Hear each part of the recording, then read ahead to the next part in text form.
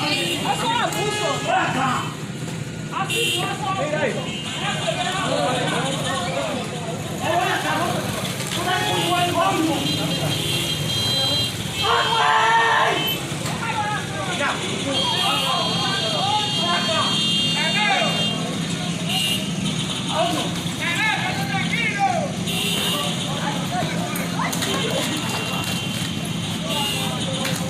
Ay, lo van a electrocutar.